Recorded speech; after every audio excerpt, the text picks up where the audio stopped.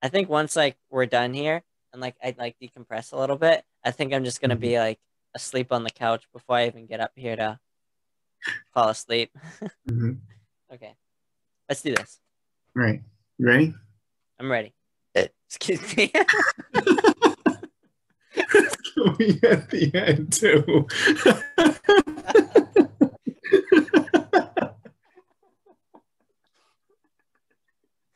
Excuse me. Or maybe that's just gonna go in the beginning because I was too good. I'm so overtired. Oh my god.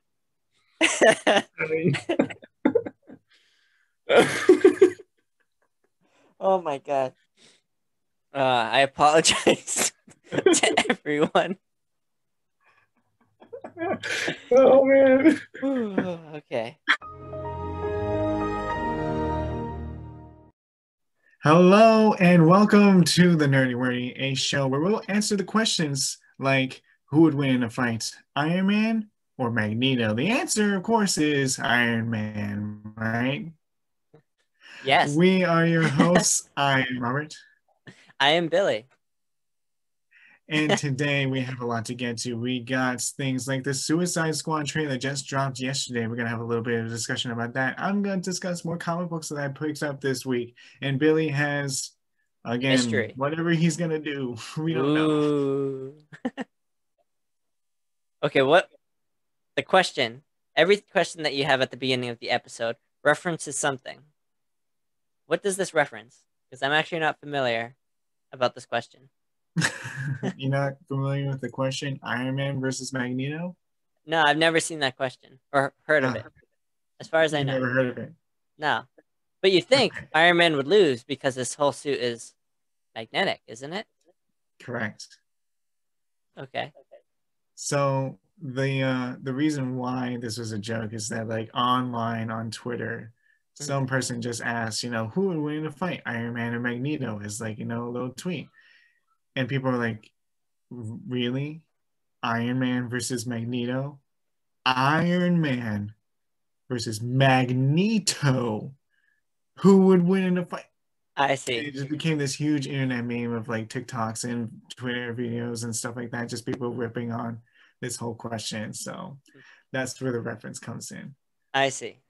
Yeah. Okay. Obviously, the answer is Magneto because he has the power to manipulate magnetic fields and magnetic materials. So, Hmm. And non-magnetic what's things, that? right? Because doesn't when you get like certain amount of ability or something like that, like each atom has a magnetic moment associated with it. So actually each thing that's not magnetic, the things that Mhm. make it up are magnetic. That's getting into some deep science, Billy, that I don't have the answer to, but maybe you're right. Ask Marvel and see if they're going to tell you the answer to that one. I don't know. That would take a whole bunch of stuff.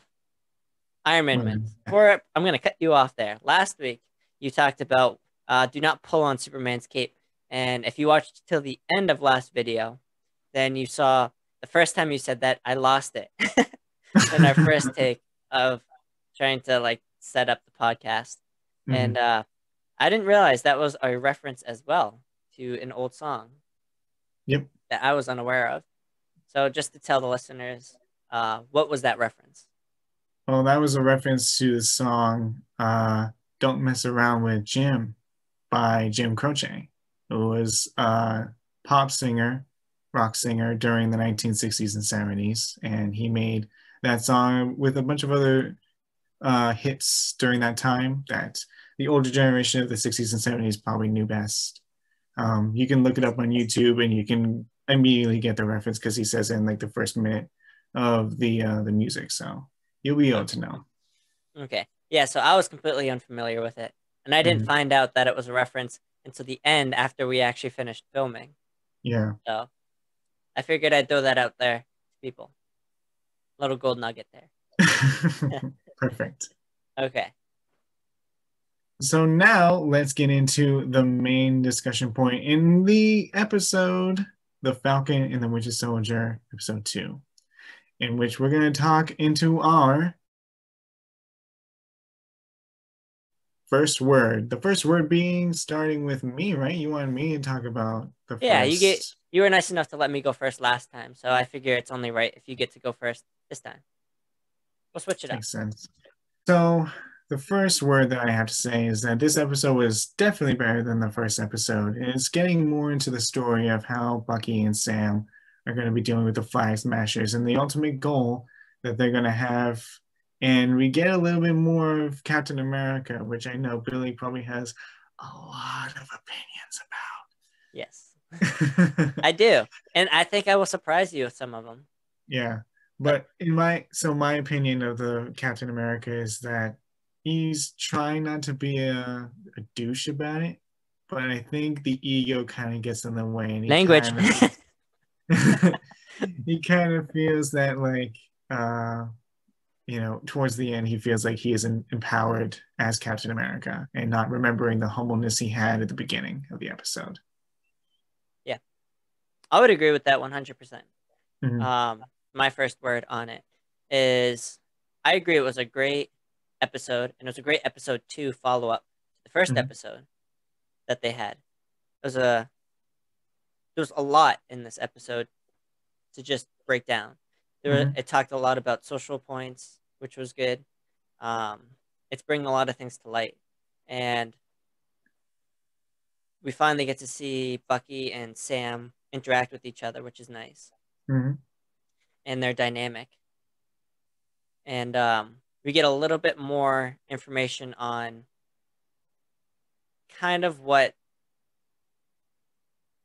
exactly the program Bucky was a part of went through, like with all Mhm. the super soldiers and stuff. Because we meet another super soldier from the past who's older now, which we'll get into later. I'm very sure we'll talk about that.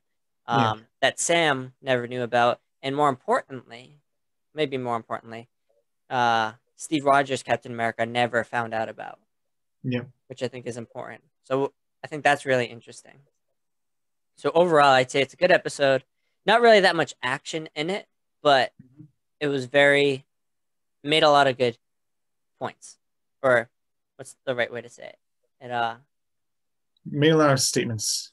yeah, it made a lot of statements, and it focused on a lot of important real life current event problems that we have.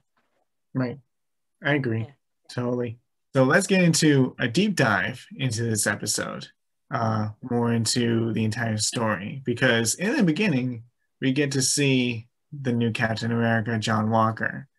Yeah. So I'm just going to tell you that my first impressions of him, I did not want to feel biased in any way towards him. I think that, give him a chance. Everybody hates him on the internet, including me. I did not really care for seeing him, and I know you didn't care to see him. But I was like, In the let's give him first a chance. episode. This is his first time. He hasn't said anything. Let's see what happens. Yeah. And we get to see him in the stadium. He's kind of contemplating being Captain America and filling the shoes that Steve Rogers has left. Yeah. And he has a talk with his girlfriend about it. He then has a conversation with his partner about it. And he kind of has a humbleness about him, even though he Yeah. knows he is represented as this symbol for America. He's going out to the stadium full of people. He knows in his heart that, like, at this point in time, that he is a very big deal. Yeah. And what he's doing is a big deal. Mm-hmm. Mhm. What were your thoughts about this whole sequence? The whole opening sequence. Yeah. Um. So we know, me and you know, and the viewers, I think, are starting to know, just based on our previous episodes, that I'm very biased and a really big Captain America fan. I mean, I Mm-hmm. got my wallet is Captain America, my phone case is Captain America, I carry the ring on me, that's Captain America. I have an action figure there. I got comic books. I got a lot of Captain America stuff, so He I'm very sleeps with a biased. plushie of Captain America in bed.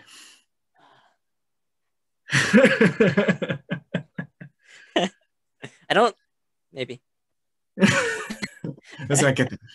um, so I think natural guess is that I wouldn't be necessarily a fan of the new person because I'm Mm. very biased towards the old one. Ooh, and I got this right here. Captain America Pez dispenser. Okay. He's a real fan, people. Oh yeah. Anyway, so I think the natural inclination is to guess that I would probably not be a fan of the new guy. But I figured let's give him a chance. I mean, he's not gonna necessarily be my favorite, but that doesn't mean he can't do good at the position, and that doesn't mean he can't be a hero, right? Right.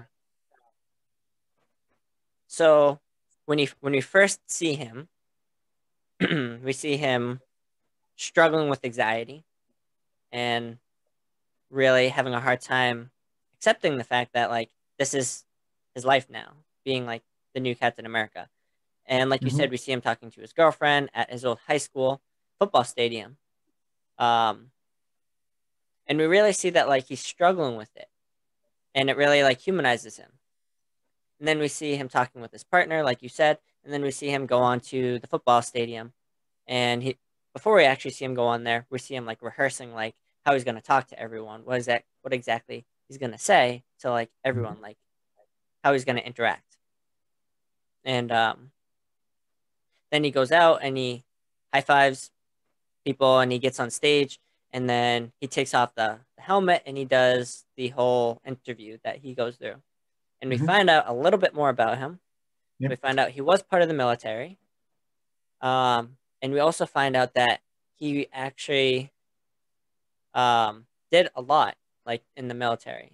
Mm-hmm. Like, I didn't write down all the exact stuff he did, but like he was pretty, seemed like a pretty big deal in the military. He passed all Yeah. these tests. He was off the scale on speed, strength, endurance, intelligence. Which They I said, found to be like, sorry, but like this part was kind of really weird. Like all the stuff about him getting like 3 medals of honor, great. Him doing so much service to the United States in the military, amazing. yeah, But did we really have to know like these scientists were so fascinated by his body that they needed to test on him, and he passed all the tests with flying colors and had these amazing endurance and speed and strength. Like you're just trying to sell us that this is this same thing as Steve Rogers, you know? Yeah, he's amazing in his body and his physique, but like it seemed a little more self-aggrandizing for I see. him to talk about his body this way. It kind of made me feel like, oh, like, you know, Steve doesn't really be like, look at my muscles, I'm better than everybody else. It's like it's kind of cringy to me. Well, to be in his defense, he didn't bring it up. The interviewer brought it up Yeah. in his defense. Mm-hmm. But I will say the way the way I at least interpreted it, which seems like I interpret it a little bit differently than you, so I'm not Mm-hmm. quite sure. I interpreted it as during when he did his usual, like his military, people have to do specific tests to make sure you're fit enough and you can stay in the military. Mm-hmm. Like uh, Becky, who's my partner in crime, um, has to do military tests to make it so that way, um, or like her and the whole group have to do tests to make sure they can stay inside the military, basically. So what I took from it was that he was off the scale on the tests that he regularly had to do anyway. Not that he went through special tests and stuff to like um, show, oh, he's better than everyone. These are things that he was doing anyway, and he just excelled at the tests that he was doing anyway. Mm-hmm. That makes sense. Yeah. But then like he talks about like he brushes that part aside and he downplays it a little bit. And Mm-hmm. then he talks about like how he just needs guts basically and he needs to be a courageous, which is something he says he is, and something Mm-hmm. that Steve Rogers embodied, which I agree. Right. And I really started to warm up to the guy. Like he definitely won't. Steve Rogers is always going to be my favorite one by Of far, course. and I think Falcon could do a great job at it. But this Yep. guy, I started to warm up to. Like I still think Falcon would do a better job, so I am a little bit biased. But I don't not like this guy. Like Right. I am rooting for him a little bit at the beginning, Mm-hmm. and At the beginning. for the most part, my attitude doesn't change throughout the whole episode. It shifts Mm-hmm. a little bit right at the end. Mm-hmm. Like the last words that he gives shifted my attitude ever so slightly. But for the most Yeah. part, I'm still like it still seems like he's trying to do good. Like there's no evidence that like it doesn't seem like he's trying his hardest. Mm-hmm. And then we can get on to later in the episode what happens. Yeah. But at the beginning, I'm warming up to him. Mm-hmm. He seems like he means well. I agree. Seems like a very good guy. And I actually saw that the actor, I can't think of his name, the actor actually auditioned to play Captain America at the beginning with Chris really? Evans. Yeah, so like when Chris Evans auditioned to be the original Captain America, he auditioned as well. I didn't read the whole thing, so I don't know if he was like it was down to like him and Chris Evans, and if Chris Evans said no, then he would have gotten it, kind of thing. I'm definitely happy Chris Evans got it because Oh yeah, I think Chris Evans he's was better the perfect. for it. I think Chris Evans was the perfect Captain America. Agreed. But anyway. So after we see the stadium scene, we then get to see Sam and Bucky have a little interaction before Sam goes on his mission. Yes. And of course, now the military is really advertising this new Captain America and sending out all these posters of Cap is back all across military bases around the country. And Sam and Bucky both have to see this. And then this little interaction in the hangar, you know, Bucky's first words to Sam are, "Why did you get rid of the shield?" And Sam's like, "Nice to see you too, Buck." And they have this little discussion about it. And of course, Sam doesn't really want to talk about it. And Buck is like trying to get him to speak about it. And this is kind of his thing with his therapy. Like he's trying to branch out to Sam, but Sam's kind of closing him off, making sure that like it's in the past, it's my decision, don't worry about it. And then they have this discussion about what the mission's going to be, because Sam is going to be going to Munich to investigate the flag smashers. And we have a little discussion with Bucky and Sam about, you know, why they're doing this mission. And Sam says, you know, there are three main people that we fight. It's aliens, the big three. the big three, aliens, androids, and wizards. And Bucky's like, "There's no such thing." He's like, "Yes, there is." And he goes, "Well, there is definitely wizards." And he's like, "No, there isn't." And he says, "Doctor Strange." And this is where I want to introduce a little segment, a little sub-segment into the segment I like to call... It is Doctor Strange, not Master Strange, not Mr. Strange, Doctor Strange. The Strange Watch. Because I have been noticing a lot lately that more and more Doctor Strange references are happening throughout the Marvel series and movies ever since Avengers Endgame. We've had several references directly or indirectly to Doctor Strange. So the first one was from Far From Home, where Spider-Man says to Nick Fury, like, you know, "Why can't Doctor Strange take care of what's going on with Mysterio and the elementals?" And of course they say he's unavailable. That's the first one. The second one involves the last episode of WandaVision. So spoiler alert if you haven't seen it yet. But in the episode, Agatha references the Sorcerer Supreme from the Darkhold. And of course, if you know the comics, you know that Doctor Strange becomes the Sorcerer Supreme. And he most likely will become the Sorcerer Supreme later on in the MCU. And at the end of the episode, we also see, again, spoiler alert, that Scarlet Witch is in like a remote house out in the middle of nowhere. And she's having a cup of tea, but while she's doing that, her astral body is going through the Darkhold. And if you listen closely, you can hear a darker, deeper version of the Doctor Strange theme. It's very subtle, and if you compare that music to Doctor Strange, it's pretty much exact, just toned down a little bit and at a lower volume. Made it look deeper for you to hear that. So it's a little bit more of a reference to Doctor Strange. And now, in this episode of Falcon and Winter Soldier, we get another reference to Doctor Strange, where they're talking about the difference between wizards and sorcerers. And of course, they have the discussion that like Doctor Strange exists. He's a wizard, and it's like, no, he's a sorcerer. Sorcerers are wizards without a hat. And that's the entire conversation. So the reason why I want to put up the Doctor Strange watch is basically because a lot of references to Tony Stark were made throughout the entire Infinity Saga, and he was eventually super important to the end of the Infinity Saga. So I feel that's going to be the same way with Doctor Strange. There's so many references to this big character. He must be important somehow towards the future of the MCU. So any single time we get any kind of Doctor Strange references, I will put it up on the Strange Watch. Oh yeah, I look forward to it because I know you'll find ones that I miss. So, or at I least will. definitely subtle ones that I miss. You'll put up. Like when they flat out say his name, I'm gonna notice it. But exactly. I hope. So after this little interaction we had with Bucky and Sam, we go off on this mission. We're going to Munich in Germany because there's a report that the Flag Smashers are based there. So Falcon is sent over to investigate, and Bucky tags along because he's got nothing else better to do on that day, I guess. Yeah, I think he was set up to be with Sam anyway, right? Confront so this entire sequence I really liked. I was laughing the entire time during this sequence because the banter between Falcon and the Winter Soldier is just perfect. You know, Falcon's trying to be kind of irritating, joking, and annoying to Bucky, and Bucky's just not having it. He's super serious. He has a staring problem the entire time. It's just really great.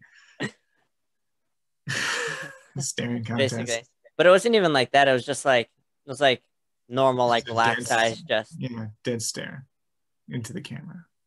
Yeah. Okay. So we find out that they're smuggling a lot of medications and vaccines, which of course I thought was really interesting because we're in a pandemic right now, and it's a nice little reference, even though it probably has nothing to do with the pandemic. They had to put a little reference to that in there, which, you know, genuine or not, I don't know, but you know, it's part of the story. So whatever, we're going to find out why they're doing it. So, but they are smuggling all these medications and vaccines onto a truck, and they go off to help out because they find that there might be a hostage in the truck. Bucky goes in, finds the hostage, and it turns out to be one of the Flag Smashers, and this guy's just hiding in the truck. So they engage in this big battle in the street, and they're starting to lose, and they're kind of outmatched with all these people. And who do we see show up right in the convenient amount of time? Captain America.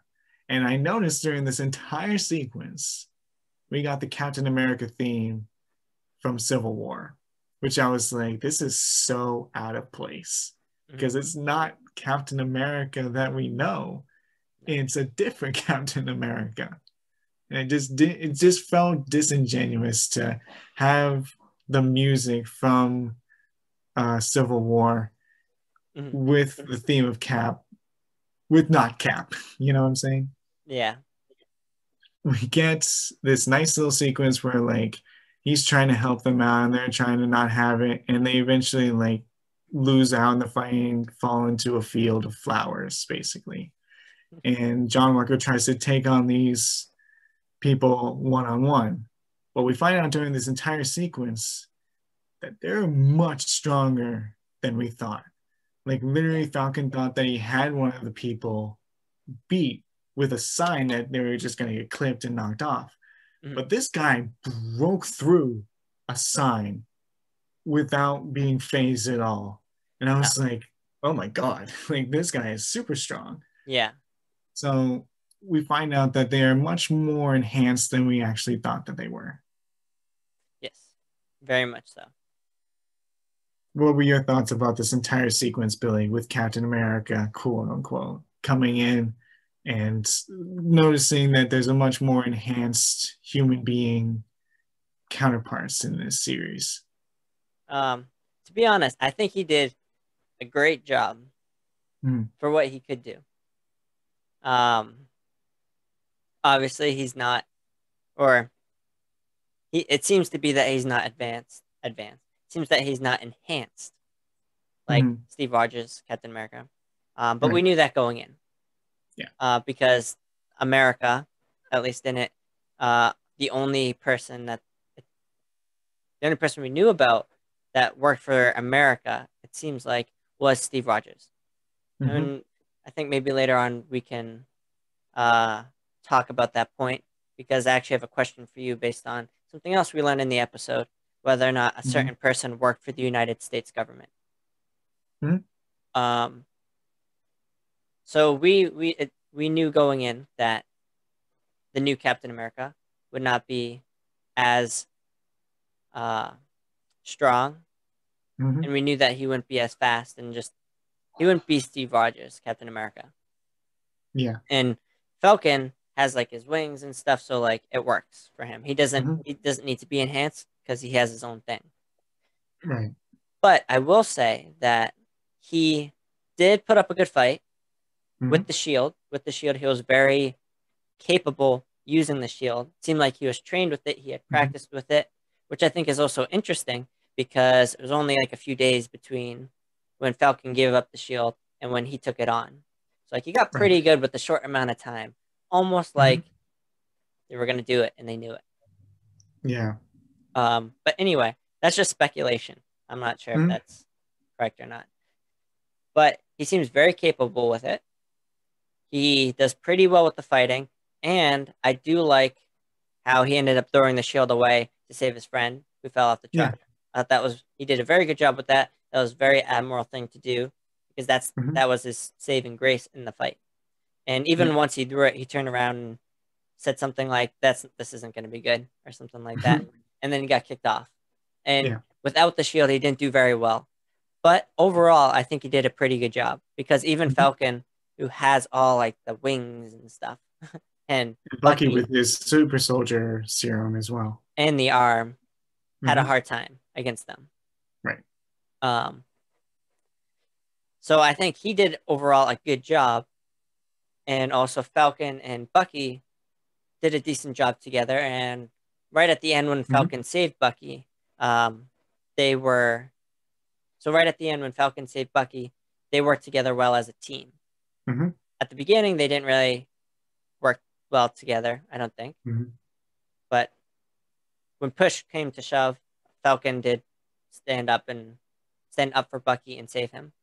And that left the new Captain America and his friend to take on them, which they did not do a good job. But I do think the timing was weird. Yeah. I know they said they were tracking them. Right, with Red Wing. But they needed to be tracking them the whole time. They couldn't have just been like watching them for like, let's check in on them right now. Oh, they're all the way like in Germany. Let's go pop over there in 10 minutes. No, they had to be like following them the whole time. So they are under constant surveillance by Captain America himself or his team. The new Captain America himself or his team. And they are on constant awareness of where he is. Almost like they are meaning to track them for a reason. Yeah, which is interesting. Agreed.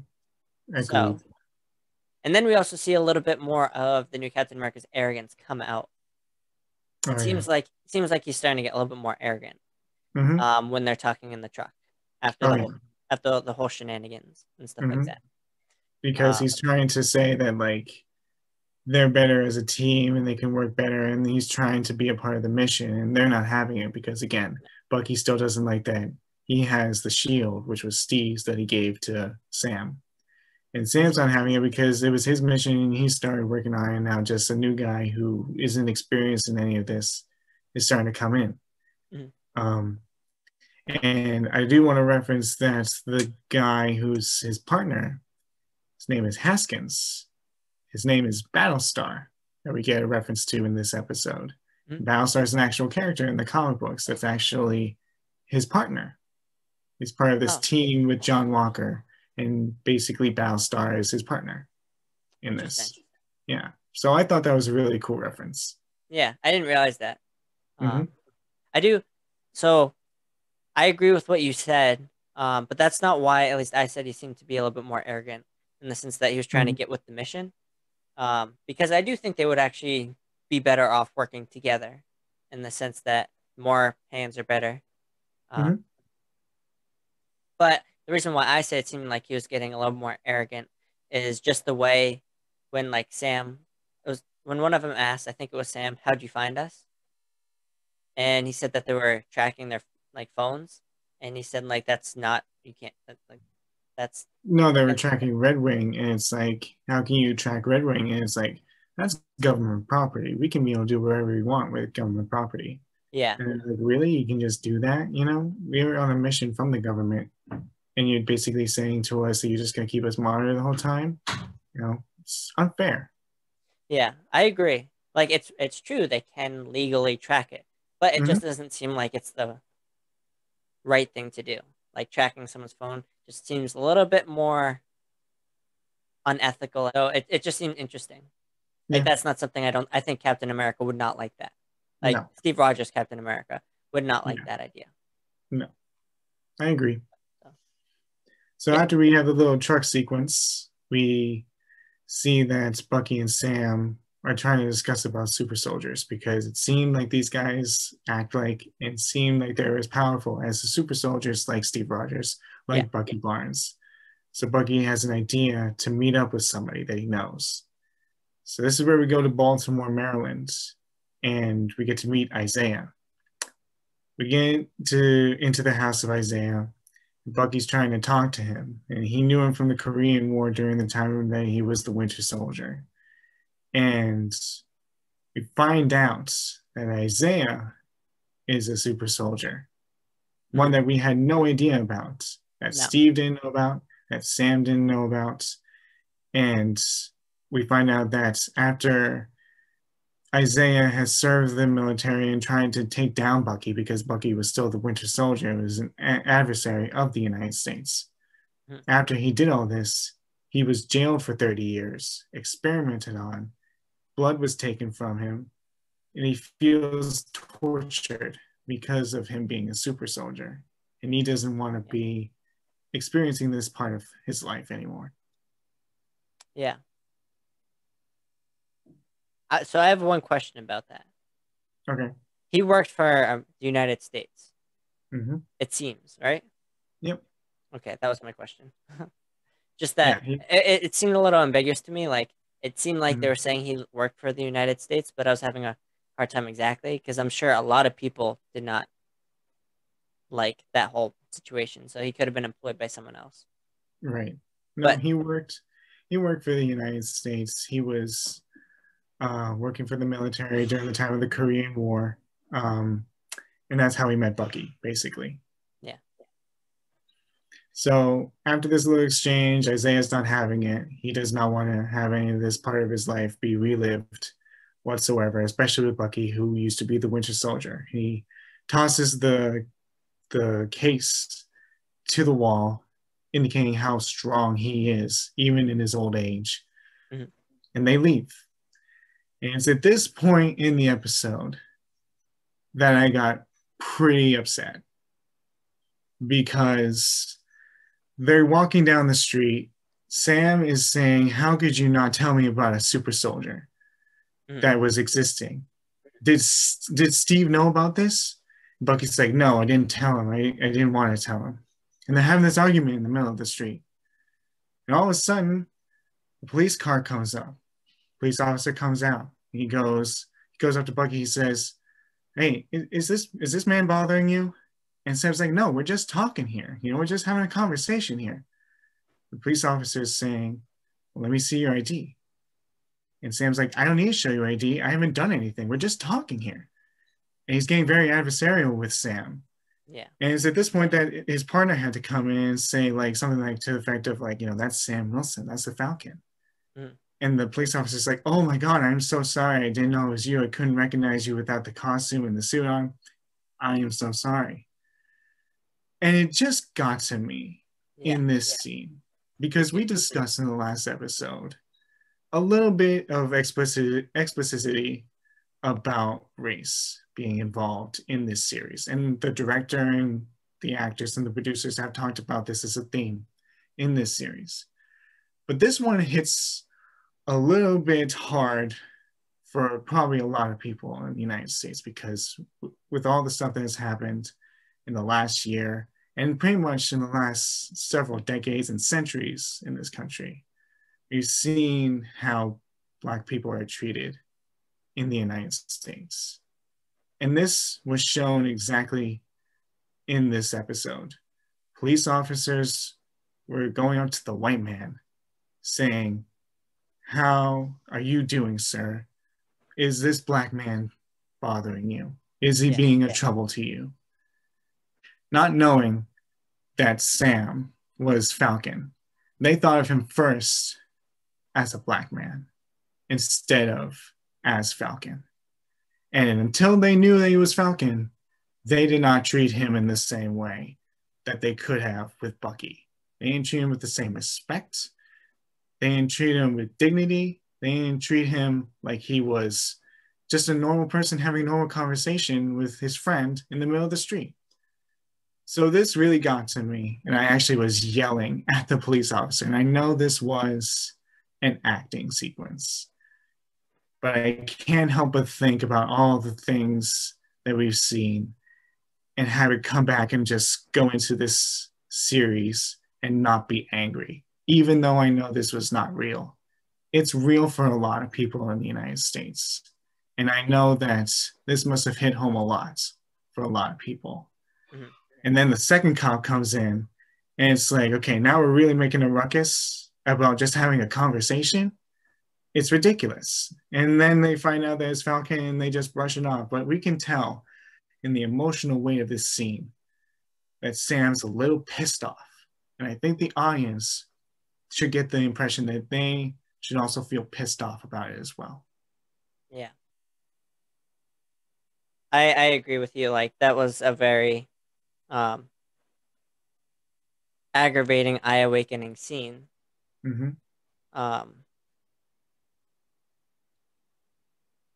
Yeah, I just agree that was a very aggravating scene because it's the hardest part about it is that it's true in the sense that things like this do happen, unfortunately, and I have a hard time communicating with this type of topic because I don't deal with it on an everyday like other people do. Like, me and you could both say, like, we see everyone equally, which I know we both do, and we could say that, like, everyone deserves to be treated the same way. Everyone has the same rights. Everyone should be treated just as fairly. And that scene was very hard to watch because we know that's not how the world is. And we could easily say that we're not like that, and that's all we can do. And that kind of brushes it under the rug because it's not a problem that we deal with, and it's not a problem that we are, it's not a problem that we deal with, and it's not a problem that we're contributing to in the sense that we are inclusive. Me and you are both inclusive people. Yep. But it's a wide range problem in the sense that just because we're not, that doesn't mean the world's not. Or the United States is not. And because I've never really been exposed to things like that, just because who I am and where I live and stuff like that. So seeing this it's a real eye-opener to me because I knew this stuff happened, but to actually like see it happen, even in a fictional sense like this, is eye-awakening. And I think it will be for a lot of people who don't deal with it on a daily basis. And I really hope something good comes of this because it's not right. And it's unfortunately something that people have to deal with on a daily basis, which they shouldn't. And it definitely showed that, like, it didn't matter who Sam was.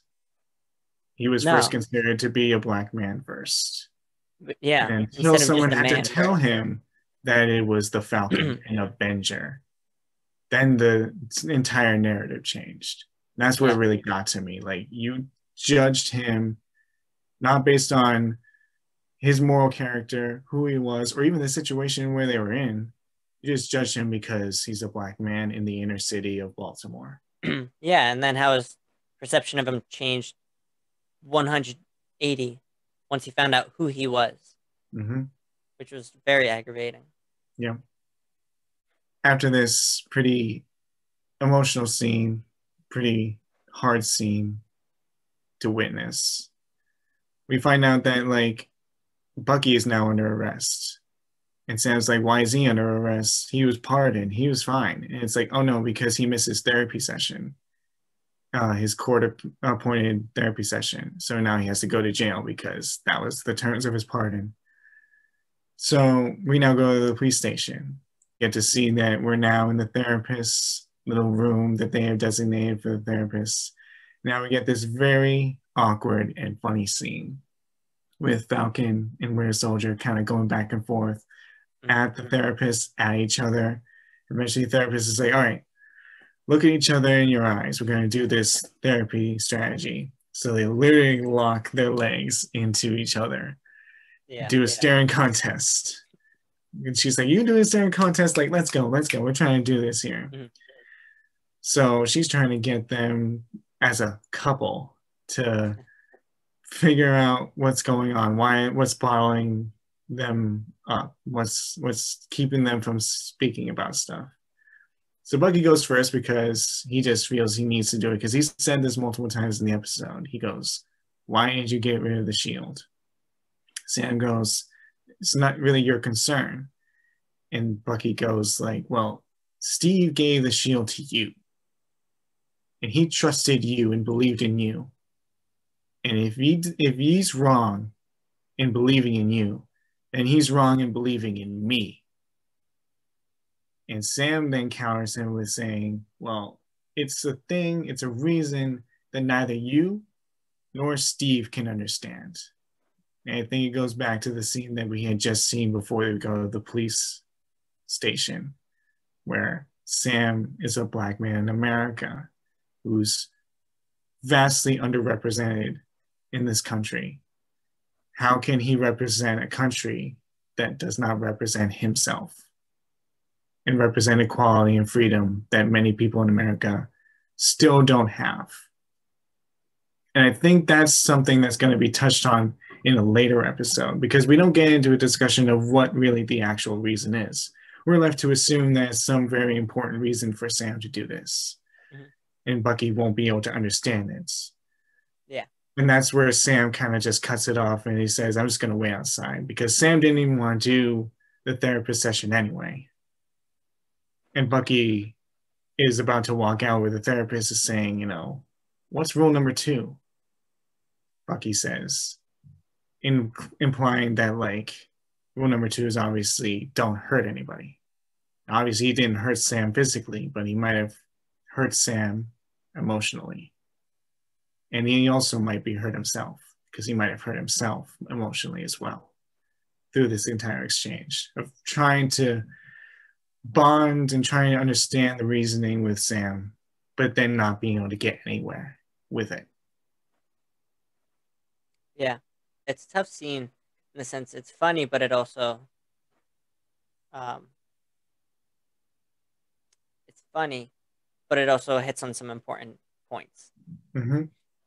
For instance, like you said, Falcon saying it's hard for you and anyone else, or Steve, to accept, but he did what he thought was right. And he doesn't really elaborate more into that. Right. Which I agree, and everyone kind of does what they think is right. Mm-hmm. Not everyone's going to agree with it, but I mean, even Steve Rogers, Captain America, did things that other people disagreed with. That was the whole reason of Civil War. Right. Yeah, I feel like there's not as much to go into, I feel like, this one. Yeah. Except that they agree to never talk to each other after the mission's done. Yeah. I think that's the main thing that happens in this one. And Bucky doesn't have to go to therapy anymore. Yep.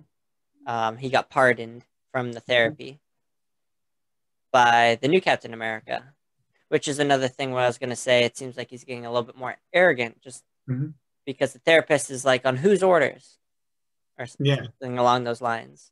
Who gave him the bail to get him out and go back to therapy? And we see Captain America, and he's like, it was me. Yeah. He's trying to insert himself really into this, because in the truck, this new Captain America is saying, well, what's Captain America without his 2 pals? Referencing Winter Soldier and Falcon. It's like still cringy. He's trying to be Captain America, but he's not. He's trying to do the right thing, but he also acts like a douche in the same way.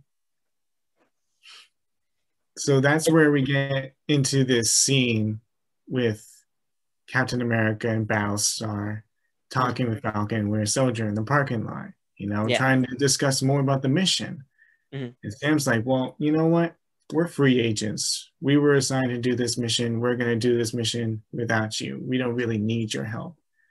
And the new Captain America has this line that we had talked about earlier where it's like, well, if we're not going to work together, then stay out of my way, implying that he's going to take care of it himself with his team instead of joining forces with Falcon and Winter Soldier, which shows that he's still not the same kind of Steve Rogers-esque person. Steve Rogers would never go like, I'm going to do this on my own. He wants to do the right thing, and he wants to make sure that everybody is not trying to do the wrong thing. Yeah. It's a hard one because like Bucky even says there to have you ever jumped on a grenade? And he says yes 3 times, and he says it's like a little thing that he does with this hat or something like that. Which makes it seem like he hasn't really done it. He's done it for show, but he hasn't really done it like Steve had done, right, to save people, and like an actual scenario when you think he might not have made it out. I think the reason why at first I was warming up to him, and then during the fight scene when he threw the shield and saved his friend, those 2 scenes really stuck out to me because every character has earned trust in a sense. Like we like Falcon as Captain America because he's earned the trust that we know that he's going to do what he thinks is right and he's going to help people. And he's earned it. Like we know he's not selfish in a way. This new person hasn't proved it yet. No. Which I think is just the hard part. Something about him just doesn't seem like he's as trustworthy. Yeah. I think. And I think that, like, because he's doing, for the most part, like, he's doing all the right things in the sense that he's trying to help. He's trying to stay, like, at the beginning, he's trying to stay humble. He's trying to keep his friends safe. He's trying to stop the same people that Falcon and with their soldier are trying to stop. I'm gonna call him Bucky because he specifically says he's not anymore. So Sam and Bucky, we'll go with that. So he's doing all the right things. He's trying to work with Sam. He's trying to work with Bucky. Trying to work with both of them. He's trying to stop the same bad people.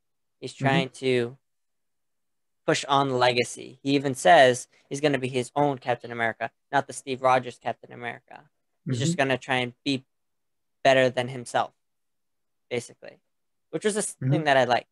But there's just something about him that just doesn't make you be like, he would lay down on the wire. So to quote Captain America in Avengers, he wouldn't lay down on the wire and let someone else crawl over him. It doesn't, he might, I'm not sure. He hasn't been put in the scenario yet. But there's just something about him that seems like he wouldn't. But I feel like Sam would, which is why I like him better as a Captain America. Agreed. It's just some intangible that it's hard. I think that this scene shows that, like, whatever this new Captain America's agenda is, because there's obviously a greater agenda than just, stopping the Flag Smashers. And being Captain America is a symbol. The United States government did this for a reason. What is that ultimate reason? We don't know yet. What we do know is that there's a little bit of an indifference to him about what his real motives are to what he actually says his motives are, because he starts to change and he starts to morph into this different ego of what Captain America is not really representative of. And I think that it's going to cost him, I think it's going to cost him his shield. He's going to not be the Captain America that he said that he should be. He's going to be not what he thinks is right, I think. Yeah, I agree. What do you think about how he's gonna. Do you think he's aware of everything? I feel like he seems like he's a pawn, kind of like the government has bigger plans for him, but he's not really in on it, kind of thing. But from what you said, it kind of seems like you think he is in on it a little bit. Yeah, Or, I think he's in on it because like the DoD does this for a reason. Why would they do it just because he's a symbol? You know, he's an actual person who's acting in the line of fire, you know? Mm. I don't think he's like aligned with the Flag Smashers, but there's definitely a reason why he is at the right place in the right time, and the reason why he's doing the things that he's trying to do, trying to stop the Flag Smashers on his own instead of trying to team up, you know? He gave him a chance, but I don't know if he's going to give them that second chance to try and team up and be together. yeah, time will tell. So towards the end of the episode, we get the Flag Smashers are transporting their vaccines and their medications on a plane. One of them self-sacrifices himself in order to have the rest of them escape.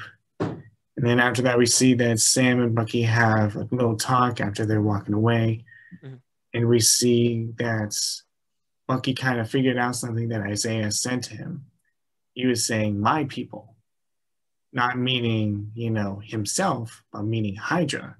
So there must be some secrets within Hydra that will lead them to clues as to how there are super soldiers, more than just one, out there. And we get into the sequence before the end credits of we get to see Baron Zemo in the jail. And Sam's like, we're going to go talk to Zemo. And he goes, yep. And that's where we're going to lead off into the third episode. And this is where the kind of controversy goes. Like, is he going to be a good guy, transformed, trying to help them? Because as you said in the last episode, like, Baron Zemo doesn't want to have these super soldiers around. That's not what his intent was. His intent was to break up the Avengers so that way he can get kind of a revenge and avenge his family's death from Age of Ultron. But do you think that he would actually help, or do you think that he's actually in on the Flag Smashers? I'm going to let you go first on this one. What do you think? I think it's too early to say. I think Zemo will tell them the secrets of Hydra because he has the information from Civil War. Mm-hmm. But I can't say for certain if he's a part of it, you know. I could definitely see it because, like, you know, the masks that they wear are the colors that Zemo has in the comics with his masks. So it's definitely a possibility that he's related to them and there's something about him that they align with or he aligns with them or something.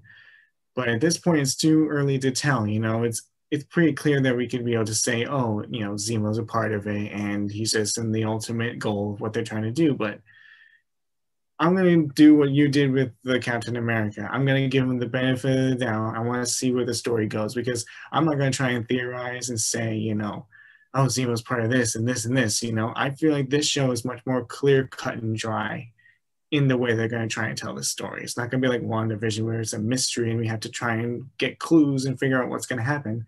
This one's going to be like a straightforward story from A to B to C to D. Couldn't have said it better myself. So, next thing we're going to talk about is a little DC news because we got the trailer for Suicide Squad. The Suicide Squad. Not Suicide Squad 2. The Suicide Squad, which is a standalone sequel to Suicide Squad from 2016. Yes. Now, Billy, did you do your homework that I told you to do and watch the trailer? I watched the trailer. Good boy. All right. Yes, but I will say, I never saw the original one. Okay. Because I remember when, I don't think it was when it came out, but when we were talking about it in school a couple years back, you said it wasn't that great. It wasn't something that I should be worried about whether or not I should go see. So I never put in effort to go see it. Yeah, so I maybe I will go see it. Trailer was so weird to me because I haven't seen the first one, so I didn't really have an idea of what to expect with it. It was just really weird. Well, that's why it's a standalone sequel, because it's not directly related to the last Suicide Squad movie. It has some of the same characters, but it's not like a direct relation. Like it's like a sequel, but it's not going to be related to the other one in a lot of ways. Well, I just meant like the feel of it was different. Like it seemed like it I was mean, comedy, but it was also you should feel graphic. a little bit of familiarity because James Gunn was the one who directed it, who directed the Guardians of the Galaxy movies. That's right. So there's a I little bit can of see that actually. familiarity there. I can see that now that I think Yeah. about it. You said that you thought that the trailer was weird because you are kind of doing this on an island. You know, you're not really, experienced with like the Suicide Squad movie from 5 years ago. Yep. But At what all. I thought it was pretty darn good. You think I so? thought it was interesting. It looked interesting, yeah. I like John Cena. I liked him. He's Peacemaker in this movie. Idris Elba plays Bloodsport. Also thought he was good. Margot Robbie plays Harley Quinn. Mm. What is your impression of King Shark? I know that's probably one thing that you're kind of thrown off by is King Shark. I don't really know. The only character I have any like comment on is Harley Quinn because my sister dressed up as her for Halloween. And that's the only reason why I really know who that character is kind of. But like even her, like I don't really know what her character is, like who she is as a character kind of thing. So like, I don't really have an opinion on any of them. Like I'm kind of going in this like fresh in the sense that the only information of these characters that I have is that's in the trailer. I don't really know. What do you think? Because you'd be able to give a better opinion on it. Yeah. So I've watched the Suicide Squad movie, and I thought this was really good. It had a lot more jokes. It was a lot more serious than the last movie. In this movie, it seems like there's going to be a lot more jokes, a lot more funny things that are happening, you know? John Cena does it really well, I think. You know, Idris Elba does it really well. You saw that the guy who played in the Dark Knight and also in Ant-Man and Ant-Man and the Wasp plays the guy who has all the polka dots. Oh, yeah. Remember him? Yep. The polka dot man is in there. And the basic premise of the movie is that they're going to be doing something at a Nazi era military base. They're going to be trying doing something. But I think they kind of gave it away in the trailer because I don't know if you saw like what they were doing, but you saw that big blue, pink mass that was coming out of the ground and stuff towards the end. So that is Starro. Starro is actually it's not really a villain. It's like an animalistic kind of creature who's also kind of like a villainish thing. Okay. He first appeared in Brave and the Bold 28, which was actually the first appearance of the Justice League of America. He's actually like on the cover. And obviously there was like some speculation around it because we saw like some, images from the sets of potentially Starro being in the movie. And it's this giant like squid-like creature basically. So this is probably what they're trying to go after, is this military project from back in the day that is going to become Starro, and they have to destroy it somehow because it's going to, destroy life on Earth or something. I have no idea what's going to happen in the movie, but it's interesting that they're putting something from the Justice League of America into Suicide Squad. I thought that was really interesting. The characters look amazing. They have a lot of funny lines. They're pretty badass looking. I know some people say they kind of look ridiculous. I think they look really nice, I think it's both. Like some of the suits look kind of funny. They pull them off well.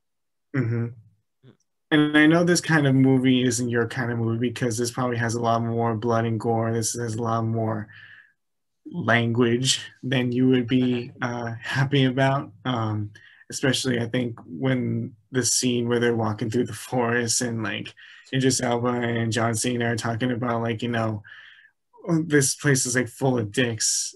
And John Cena's like, if this whole beach was full of dicks, and I had to eat every single one of them in order for justice to happen, I would eat every single one of them, line them up right now.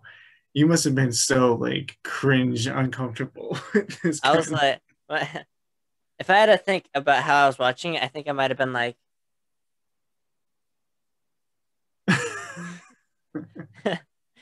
just like, scene's gonna be over in a second. Just get through it. Be strong, Billy. because he's such a pure person, people. He is really much like Steve Rogers, where he's like he's not really the kind of adult. He doesn't agree with the kind of adult humor that he sees in movies like this. I like the line. He's not really an adult. Mm-hmm. I'll take that. That's one of the biggest compliments you could give me, saying that I'm like Steve Rogers. So thank you very much. That meant a lot. But I'm not necessarily a fan of the rated R humor and stuff like that. I'm more of a PG-13 fan. Mm-hmm. That's just what I prefer. Well, you won't like Zack Snyder's Justice League then, because that's rated R too. Was it rated R? Yep, it was rated R because there's a couple of F-bombs in there. Is that it? Is that the whole reason why it's rated R? And violence, obviously. A lot more Okay. blood and gore violence. Okay. I was gonna say a few F words here and there. Excuse me. Well, I mean, I've seen Good Will Hunting. So, Okay. like the language, I can like, you hear it every day, basically. Like, I can deal with it. I mean that like school and stuff, you hear it every day. Mm-hmm. So, at least when I went to school. But So does this trailer make you want to watch the movie, Billy? yes and no. It looks funny, but there are aspects of it that I'm like, I know I won't like this in the movie.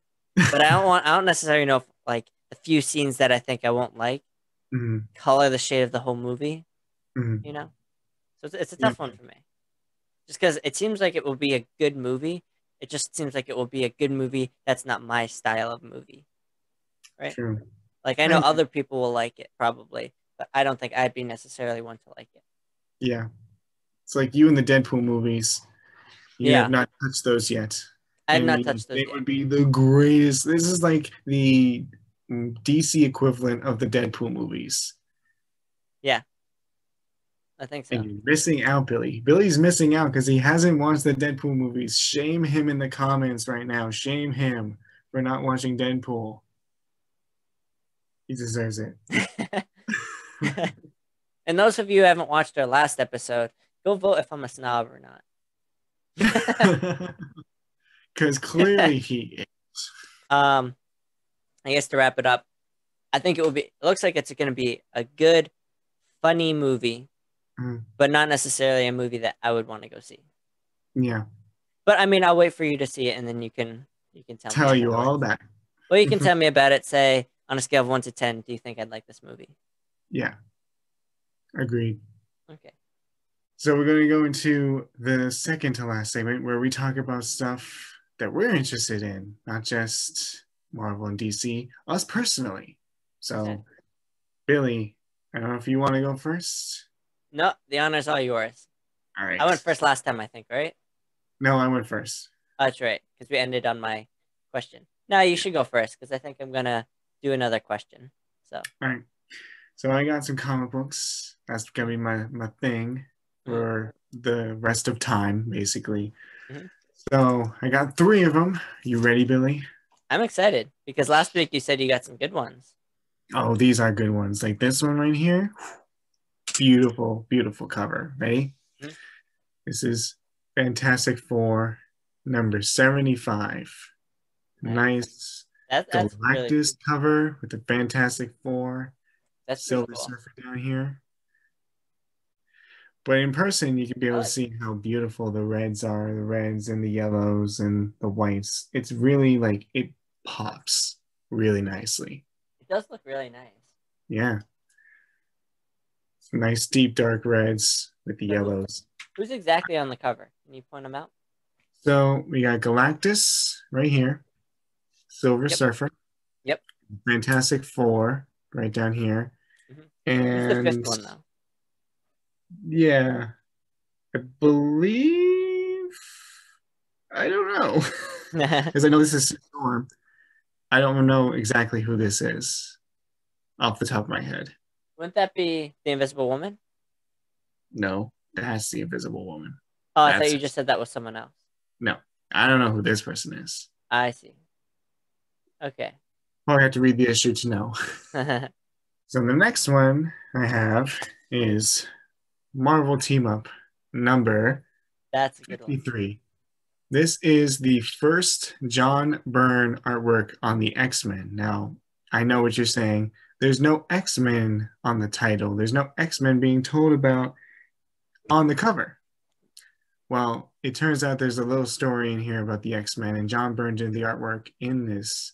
And John Byrne is a legendary comic book artist during the X-Men run, during X-Men 108 through X-Men 145. He did an amazing job doing the X-Men that kind of defined the X-Men during the 70s and 80s. So this is a nice little key, pretty inexpensive. I really like this cover. You know, it has the Hulk and Spider-Man on it. Yeah, they're always a good team up. Oh, yeah. That's a great one. Yeah. Finally, one that I really enjoy. So I love Batman. Batman's my favorite DC character. And I thought this one was a really nice one to pick up. We have Batman number 103. This is the first Silver Age Batman. So there's different ages of comic books. There's the Golden Age from the 1930s and 40s all the way to 1956. And this book is from October, I believe, of 1956. So right when the Silver Age starts, because the Silver Age of comics gets defined by Showcase number 4, which is the first appearance of Barry Allen, the Flash. And that's the definition of where we go from the Golden Age, where we had Westerns and science fiction and horror comics, to more superhero based, because those waned during the Golden Age after World War II. But then they started to come back during the late 50s into the 60s. And this book is the defined Batman book of which marked the Silver Age. Interesting. That's pretty cool. Yeah. An old book from this era, it's hard to find. I can imagine. That's an old book. Like, I only have one Golden Age Batman book from like the 1940s.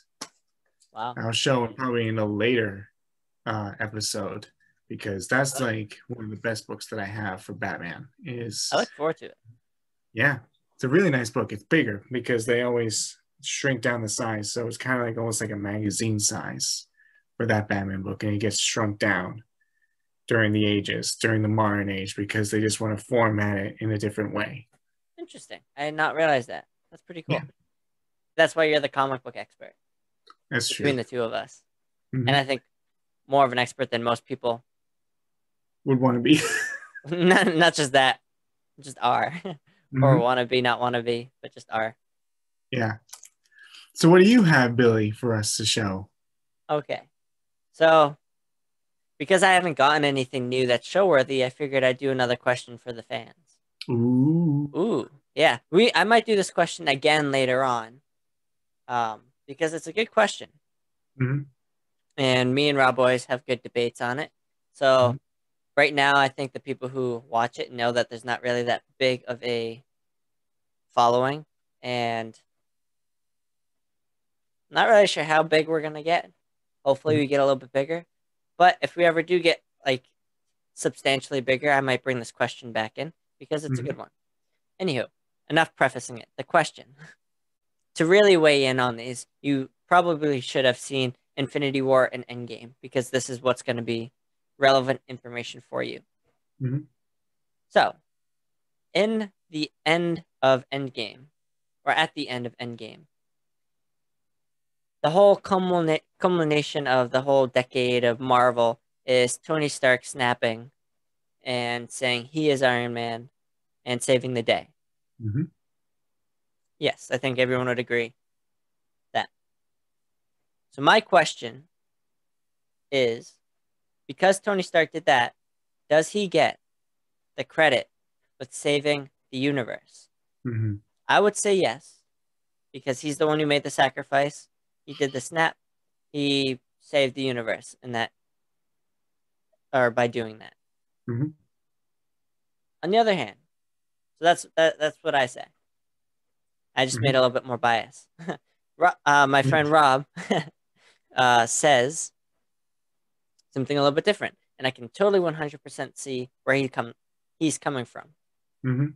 What he says is Doctor Strange gets the credit because in Infinity War, this is where that movie comes in. You can see Doctor Strange going through all these different timelines within it with the time stone, and he's going through all these different ones trying to figure out which timeline to set it on so that way they come out in the end winning. And he finds one that they come out on top, and then he does what he can to set them on that path so that way they win. So he finds the right one, and then he does what he can to put them on that path to victory. There's even a callback in Endgame where Tony Stark says, "Is this the one?" or something along those lines of like, "Is this the universe or is this the timeline we win?"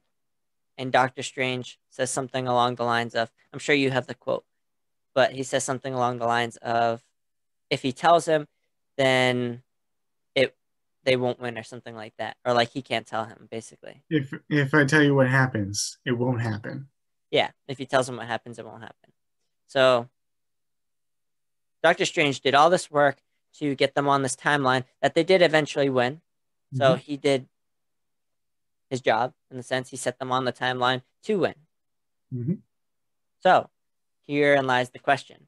Because Doctor Strange in Infinity War set them on this timeline to win, does he get credit for the win? Because he did set them on the timeline. Or does Iron Man get the credit for saving the universe? Because he eventually sacrificed himself and did the snap. So he finished the job in a way. So who gets the credit? Doctor Strange, as Rob says, or Iron Man, as I say? Who gets the credit of saving the universe? And that's it. Comment down below. Leave your comments down below. Let's see what you think. Yep. Do you agree with me or do you agree with Because Rob? because most people have said that was Iron Man. They've aligned with your idea, and that's where I say because it's like a very superficial understanding. Like, we saw with our eyes, Tony Stark did the snap, he saved the universe.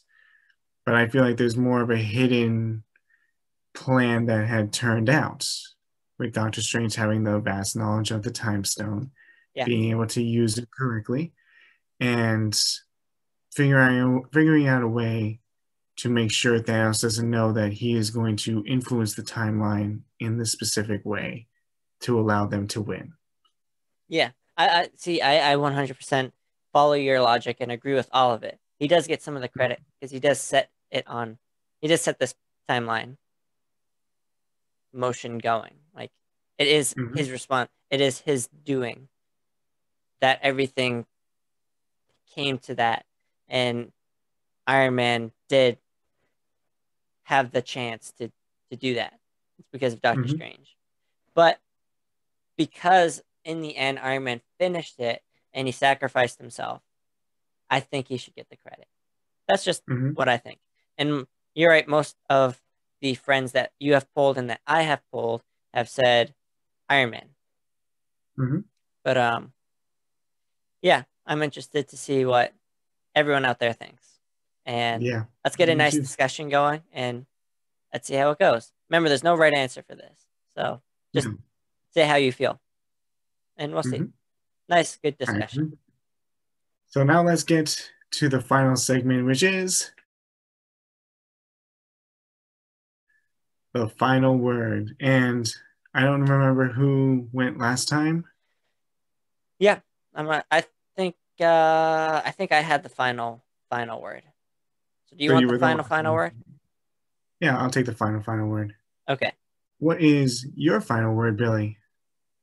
Okay, my final word for everything that we talked about today is I hope that a lot of good comes from this whole series of Falcon and Winter Soldier, with everything of the social elements that they're talking about in this episode, all that social stuff, and the problems that society is facing today, with all the prejudices and stuff.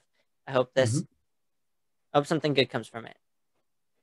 And I'm looking forward to seeing how the relationship between Sam and Bucky go on, because definitely their relationship's going to get stronger as they go. I'm interested to see how Sam interacts more with the new Captain America, and I'm interested to see how he ends up, how he tries to fulfill the legacy that is being Captain America. And I'm interested to see how Sam ends up getting the Captain America mantle, because I think he will at the end of this. And Agreed. Thank you. And what is your final word? What is the final word of our episode 3? Well, I definitely agree with everything that you said. I couldn't have said it better myself, as you have said. But I will say that I did get information from, I think, the director or the writer of the series. Okay. This series is going to get interesting towards the end. I'm not going to say specifically what he said to avoid any kind of spoilers or anything, so that way people who may not want to know will not know. You can obviously look at the interview. You can find it. Maybe you can put a link in the description. If I can find it. It was just a video that I saw on Twitter or something, but okay. I think this series is going to go into a very interesting direction, you know? Okay. I think it's going to be a very interesting series for Sam and Bucky. We're going to get more answers. We're going to get some resolution with themselves. Personally, I don't think that the world is going to be automatically fixed, but I think there's going to be a path towards fixing it, getting itself into the next phase of how to get back to normal. Kind of a parallel of how we're going to try and get back to normal in our reality that's broken. They're going to try and fix the reality that they're in and try and fix it. I hope that does open a door that we can all go through to a more inclusive. Hopefully. Yeah.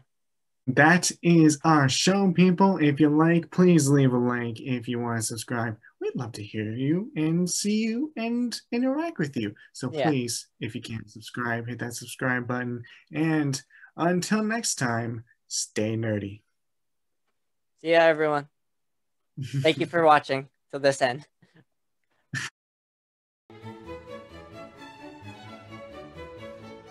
God. Oh my God. I need to get my tears out of my eyes because nobody needs to see this. They need to see this as a seamless transition, but this really wasn't. Oh my God. Okay. That came out of nowhere. I was gonna say something, I think, because my mouth just went. Like, I was literally about to go, and it was perfect silence. It just got worse. Oh my God.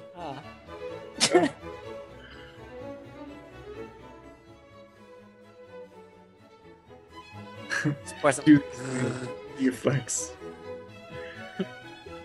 Because we're getting into. When you said do your flex, I almost spat out the water. I was like, don't dribble it on me. In the end, I didn't even notice it. I know, I was like, you're like trying not to spit up, and I look up to see your reaction, and you weren't even looking. I was like, I'm gonna get away with it. And then I coughed, and I'm like, nope, that gave it away.